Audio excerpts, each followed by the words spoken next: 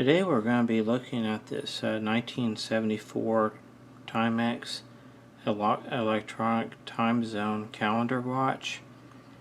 Recently one of our viewers asked me to kind of do a review of it and give advice on how to get them to work when they're not working.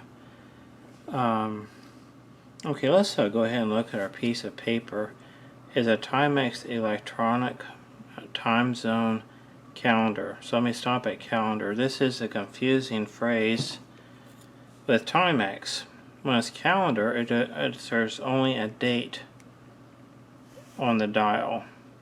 When Timex says day, date in their catalog, it's day, date, but calendar just means the date.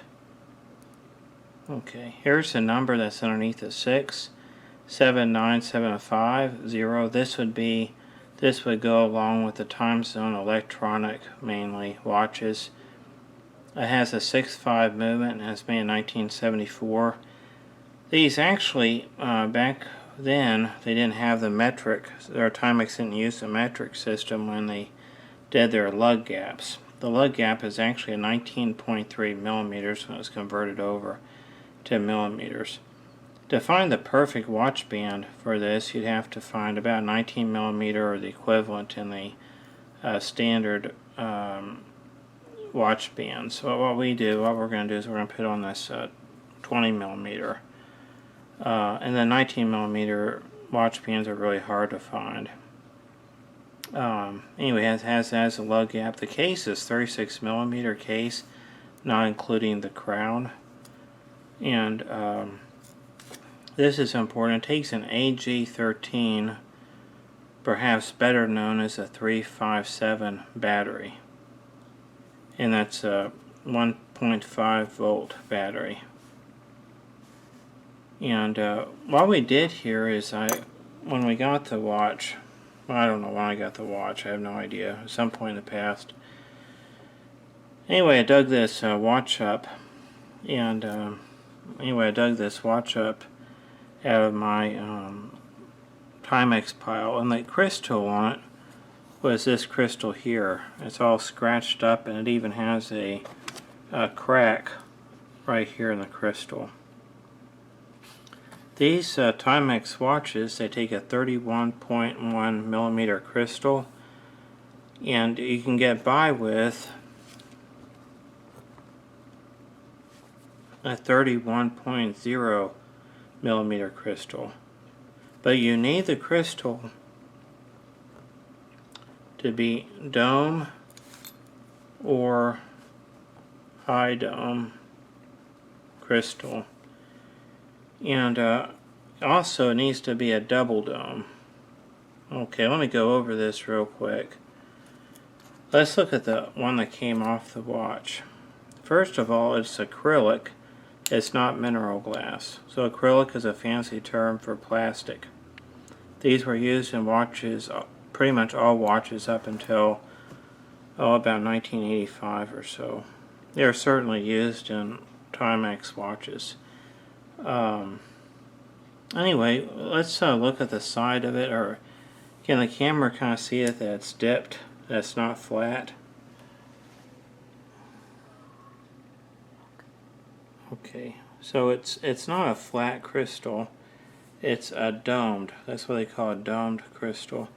And you can see the profile of that watch. Can the camera catch the profile of it? Okay, so it's not flat. Now let's take an example of the Seiko. That Seiko crystal is a mineral crystal. I think that's what it's either that or Hardlex. Anyway, it's not a domed acrylic. And we see how flat that is. Can the camera catch that pretty good? Okay. So this is a domed crystal. Now you can't put a flat crystal on this watch because the hands and so forth are raised up above the dial quite significantly. And so you need to have room for the hands to be there. Therefore, a domed or a high dome. Okay. And of course, a high dome is a higher dome. Okay. Now, not only that, but I'm going to go over something. There's a such thing as dome, flat, and dome, double dome. And this can be very confusing. Alright. Dome, flat. There are some crystals out there that have a side profile just like that, but the underside of them is flat, 100% flat. That type of crystal you put on this type of watch if you want the domed look. Okay, but this type of crystal with the dome top and the flat bottom will not work on that watch. What you need for this type of watch is what they call a double dome crystal that looks like this. The profile, if you were to cut it in half, this is what it would look like. It's domed on the outside and it's domed on the underside. This one's domed on the top side and it's flat on the bottom side. When you go to find a crystal, there's 10 jillion different types. When you're doing Timexes, you're looking for acrylic. Let's see, acrylic, plastic, crystals. Secondly, you want a double dome crystal. And thirdly, when you're doing these Timexes, for this particular one, you want a 31.1 millimeter or a 31.0. Ideally 31.1, but 31.0 will work. Different companies make different sizes. One company might make a 31.1 and not make a 31.0. So just different companies don't always make the exact same size crystals. Okay, and by the way, this watch here, the Seiko Silver Wave, most likely I'm going to be doing a review of that very soon. We're going to be replacing the crystal. And I'm not going to show it in this video, but it has a crack in it right up here. And we're going to be replacing crystal in that watch in a future video very soon. Okay, let's look at this watch here. When you look at it, it just has a Timex look from the 1970s. Just that basic Timex look that you almost instantly recognize. It's a chrome-plated base metal. So you never want to polish, or I wouldn't recommend ever polishing these Timex cases because the chrome plating on them is not very thick. Okay. Alright, let's go ahead and look at the movement here. To make it easier, I have this new old stock 65 here, and that's the movement of this watch. So here's the movement, the 65, and the 74 is the year.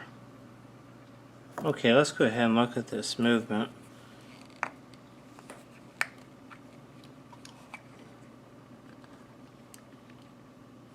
Okay, there it is. Okay.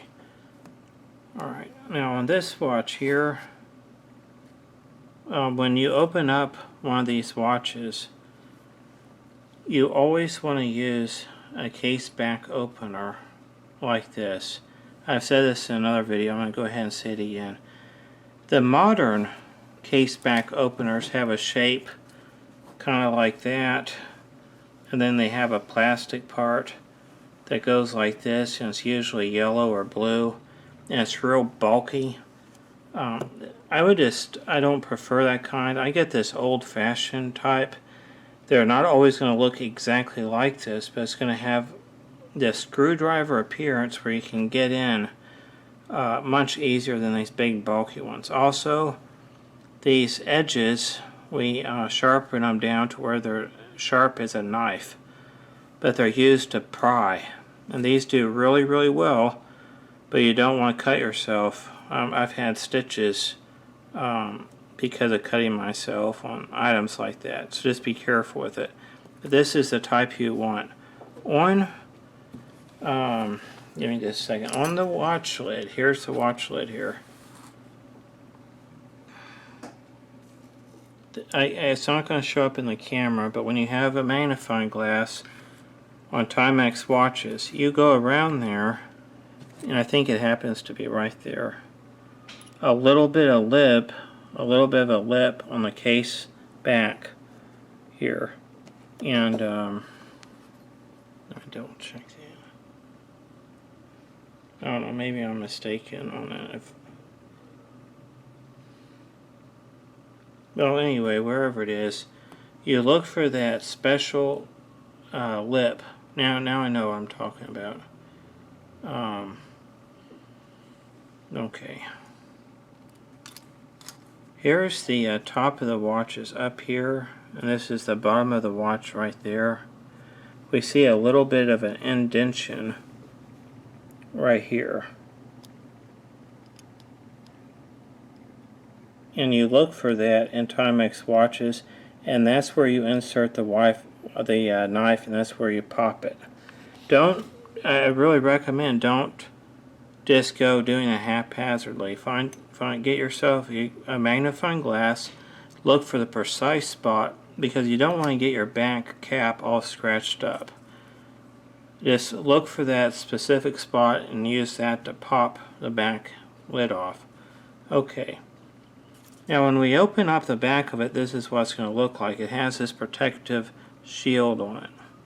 If it doesn't have that protective shield on it, it should, but okay. When we take that out, sometimes it doesn't come out. Okay, we take it out, and there's the movement. Okay, I know my hand's in the way. Okay. Let me just lean it up on that. We see the similarities here. We see the copper contact point. We see this other contact. Can the camera catch that other contact point? We notice this over here, the copper contact point and this contact point. This is for the positive side, and that one is for the negative side. So you're going to put your battery in like that. Okay, so here's the movement when it's outside of the case, and it's exactly the same. Alright, okay, several things very quickly.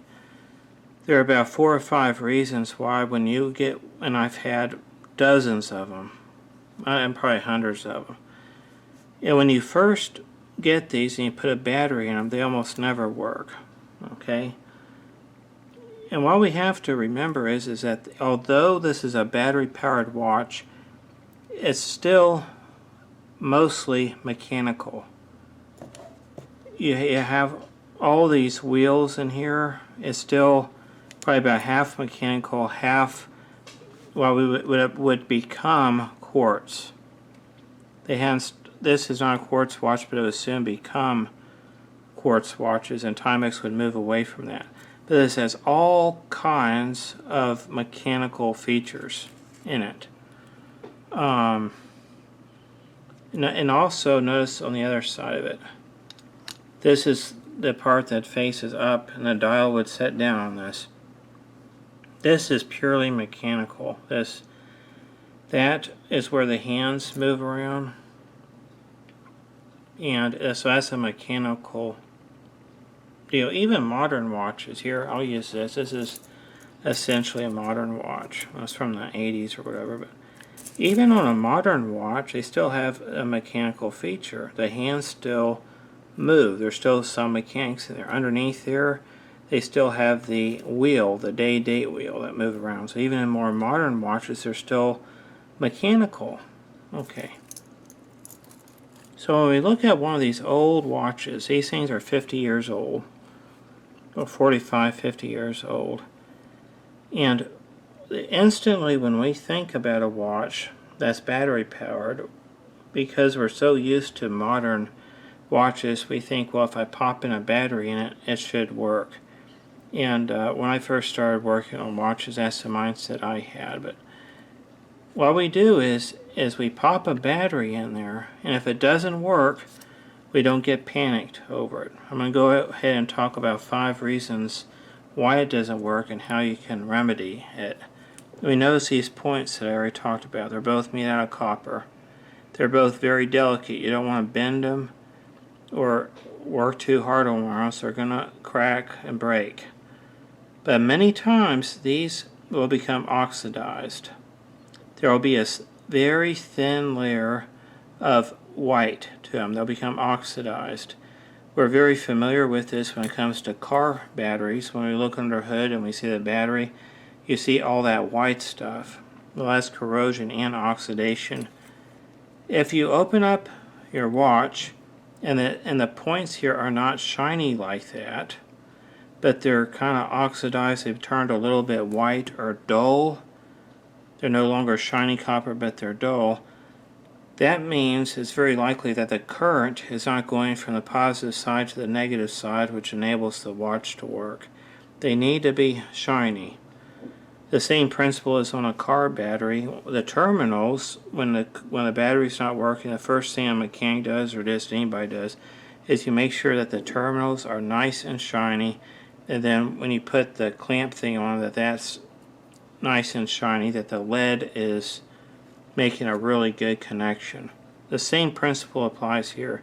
You have to make the watch has to make a really good connection in order for it to work. Also with these watches, if you see a little bit of green in there, don't get panicked. That's not the end of the world. Once again, what you need to do is you need to very carefully, with a tool like this, using a magnifying glass. And what's better if you have a tiny screwdriver. And you do so when you're using a magnifying glass. You very carefully scrape off that corrosion. After you do that, you turn this over and you tap it out gently to get rid of the loose corrosion. And then you get something called Rotoco. I don't have any of it with me. It's this blue stuff that's kind of like gummy, but it's specifically designed for watches. And you go in there with Rotoco, and you can get a box of it on eBay for about $10.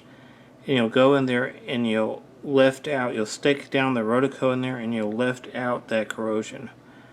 So when you see any watch, quartz watch with a little bit of corrosion, don't immediately assume that's a bad watch. Same thing with mechanical watches. It's not necessarily the end of the world. So first thing is we need to make sure when we're working on watches, well, one thing is going to have to make sure we have a good battery. Let me back up and say that I have bought batteries in the past that brand new out of the package were not good. You have to make sure that your battery is a good battery. If it's brand new from Walmart or a good brand like Energizer or something, then you're probably okay. But it is possible to get a brand new battery and not be good. So you might have to test it with a battery tester. That is a possibility. That has happened to me before. Secondly, we make sure the terminal points are clean. Then what if we put the battery in there?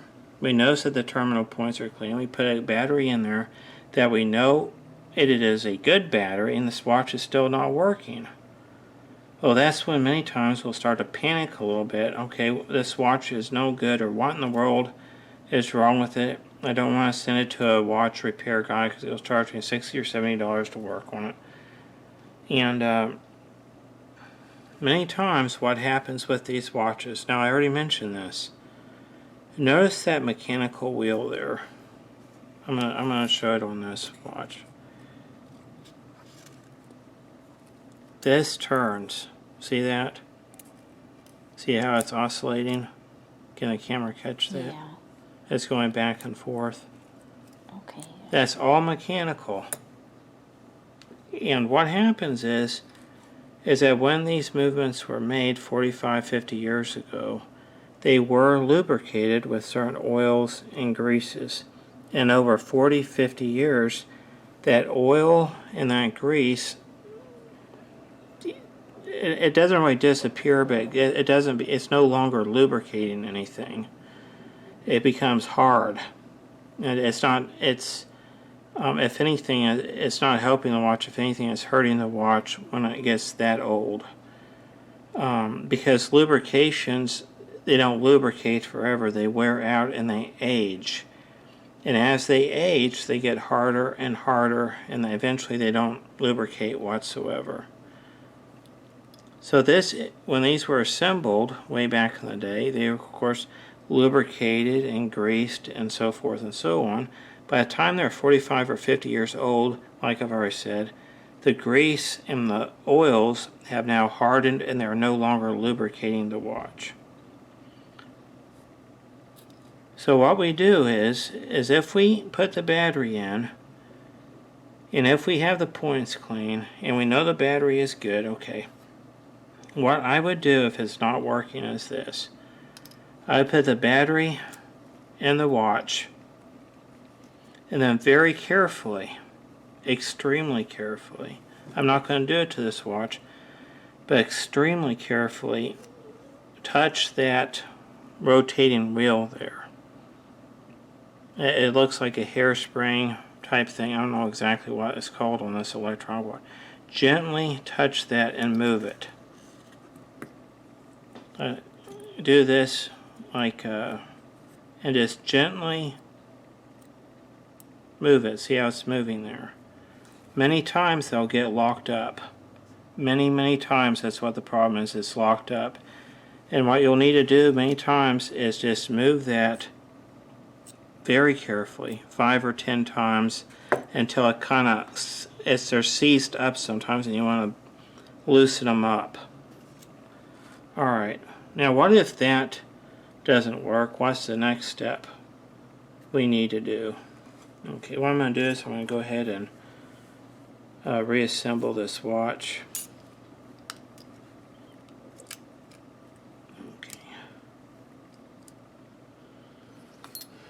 Of course, we notice that the 357 battery is a big battery, therefore Timex has this cap on it that has extra room for that watch, and this is called a watch battery cavity. Okay, it's kind of like a cavity in our teeth. There's a dent in the case. And okay, now I'll point this out too. Notice on the back of this case, right here, there's a little notch there. Can the camera catch that? Yeah. Notice on this case, there's that little notch right there. Can the camera catch that? Yeah. That has to go dead center in that. So what you do is, it's not too difficult. First of all, you line it up just by your eye. You know, the Timex should be perfectly horizontal, and then you get it really close, and then I use a magnifying glass, and I got really lucky. It just happened to be dead center, but then now I might have moved it, so I'm going to check again. One thing I've learned is don't be in a rush. Don't try to rush it. It's better to spend 5 minutes on something than to ruin something. Okay, then we have our press thing here.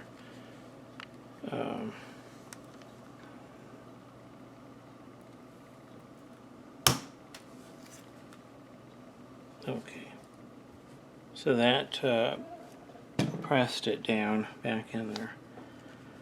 Okay, now notice this watch here. Right now, even now, it's not working. Okay. And I happen to know that this is a running watch.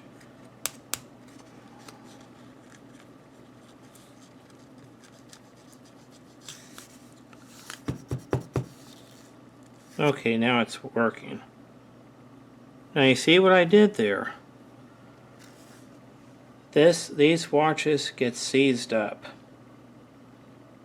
And just like an old mechanical watch, that's just a wind up. These aren't wind up, of course. They get seized up. And what do you do? Why do they always, when you're watching the old TV shows and the old movies, why do you see the guys, you know, they'll have a watch on, right? And in the movies, you always see them tapping it. Well, that's what people always used to do. Is whether it's a pocket watch or a real watch, every once in a while in the movies or TV shows you see people tapping their watch, and that's to jumpstart it. Sometimes they get seized up. And that's exactly what this watch did right on the video, and you saw it yourself. It got seized up as a mechanical battery-powered watch. If you put the battery in, if the battery is good, if the points are good, if you've already gone through and you checked to make sure that that wheel on the back, this wheel here, is free and not locked up, then you reassemble your watch. You don't panic. You reassemble your watch, and then you gently tap it. It jump starts it. If they get frozen up, and they need to be released, and you get locked up on them. And that many times, well, you don't want to pound on them, and you don't want to shock them, but you can want to watch do something like that without injuring it. Something like that. You don't want to pound the heck out of it, without loosen it up 9 times out of 10. Alright, one last thing. If one of these watches is not working, you've gone through all of these steps. There's 2 more things actually. Let me write it down before I forget. The next one, okay. This is going to sound really silly to people, but it really works. When I get a watch that's not working, I will go and I'll move those hands around until the hour hand hits the 12-hour mark about 10 times. I don't have to do it on this watch because it's working.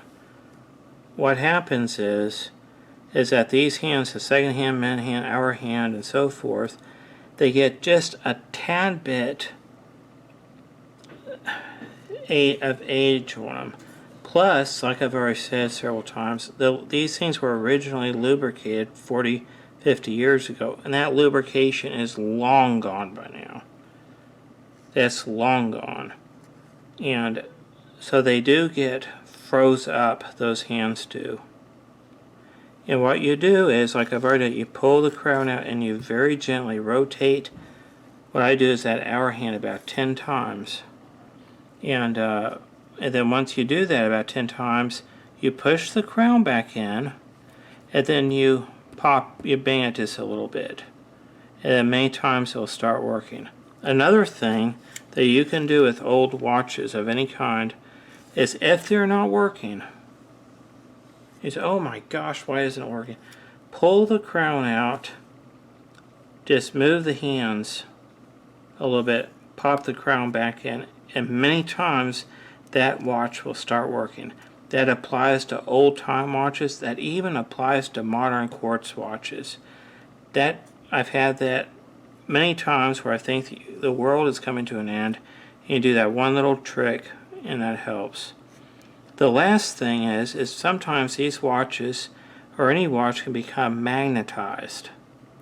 We live in an age of computers and electronics, and computers have a magnetic field around them, and that adversely affects watches, and they become magnetized. Here's a simple demagnetizer, and what you do is, I'm not going to do it on any of these watches because they're actually working, but suppose the watch is not working. You push this button. These are available for about $10 on eBay, and then you pass the watch over it very slowly, the back side down, this side toward that. You push this down, and then you move the watch across it very slowly and then back up.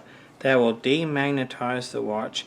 And many times, whether it's quartz or whether it's an old-time watch, usually quartz, or one of these battery-powered watches that's mechanical in quartz, many times that will get us started. So those are about 6 ways to get these things started. One thing I will mention again, if you have one of these watches, get a 31.1 millimeter crystal, like I've already said, and it'll make all the difference in the world. In a previous video, I talked about how to remove crystals.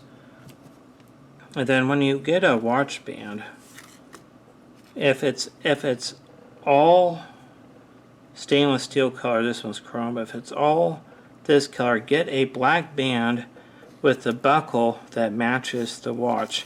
It looks really bad when these watches have a black buckle with a gold colored buckle, a black band with a gold colored buckle, or a brown band. They just look terrible. Get a band that is specifically looks really good with that watch. Now, if this was gold colored case, I would get a black band with a gold colored buckle, or I would get a brown colored band with a gold color. And that's just a little bit of helpful information on that. Okay, well, I guess that's about all I have to cover. These are really nice watches. They're real popular. And this type of good working condition, they're about $50. If it had the original band on it, then you're talking about probably about $75 or $80 if it had the original band on it. Well, I hope that you enjoyed today's video. We are Claude Hiram's Classics. We sell watches on eBay for a living under the name Claude Hiram's Classics. We have a bunch of other watch videos on YouTube that we hope that you'll enjoy. If you do enjoy our videos, please subscribe.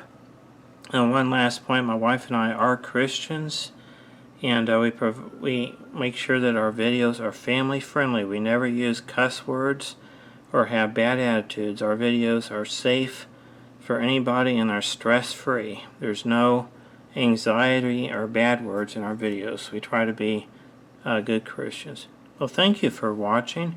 Have a good day, and this will probably be the next watch we look at. It's a Seiko Silver Wave, and we'll be looking at that, and I'll be replacing the crystal. Well, thank you for watching, and have a good night.